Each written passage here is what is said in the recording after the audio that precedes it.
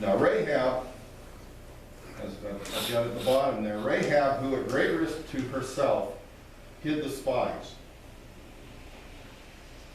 Jochebed moved primarily out of great risk to Moses. She didn't want to lose Moses. She didn't want him to die. Rahab, she ran the risk of the king of Jericho killing her because she let those spies in, right? She let the enemy in. Later, we know that Rahab will marry a man named Salmon, I guess that's how you pronounce that, and became the mother of Boaz.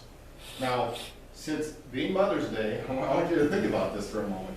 Because we've been in Ruth before, right? We're going to get back to that eventually. But God seems to have different ideas here. But if you remember, think about Boaz. Think about the kind of man he was.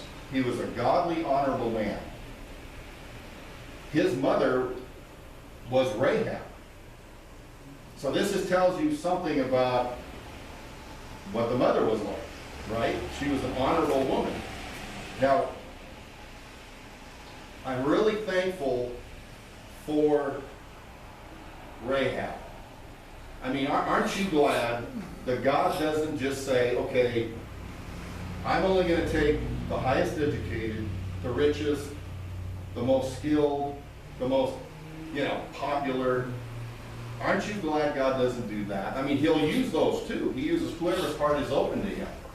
But here you have a woman who was maybe the least likely, and God puts her in the lineage of Jesus Christ. Because as it says, she was the grandmother of King David. Now she didn't know that, right? She had no way of knowing that. But isn't it interesting when we walk by faith, even when things seem impossible and unlikely, who knows what God's going to do through our life? Who knows how he's going to work it? We'll never know until we get to heaven, and then we'll be able to see it. Can you imagine Rahab? One minute she has her business in prostitution, and she's just kind of doing life that she knew, worshiping false gods and all this. And God lovingly comes in and takes her out of that and puts her into the lineage of Jesus Christ. That's amazing. Isn't that amazing? But that's the kind of God we serve. God is no respecter of persons. That's God's grace. That just gets me excited because that gives me hope.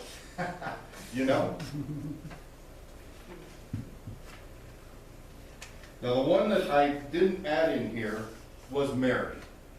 And I thought that might get a little too long. But there's one thing that I like to bring up about Mary is, she was a young girl, and she again was in the lineage of, Jesus Christ there. She's in the lineage of David, and these women, and Ruth. Ruth is in that lineage too. Isn't that cool? One of the things that I always wondered about is when the shepherds came to see the baby Jesus, Mary was like, she treasured these things in her heart and she pondered them. Now, I'm a guy, so I don't know that I understand that. You women will understand that.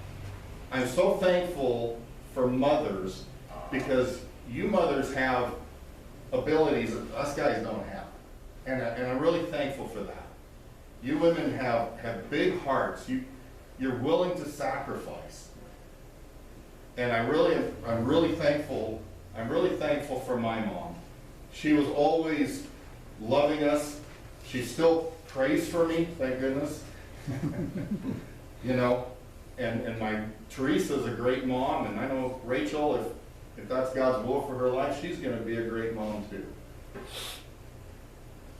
So today I just want to say thank you to you women, because God used women just like he used men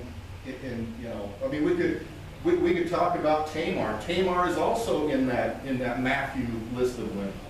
Tamar's in there. We could talk about Sarah. We could talk about Rachel and Rebecca and Leah you know, there's a lot of women of faith in the scripture.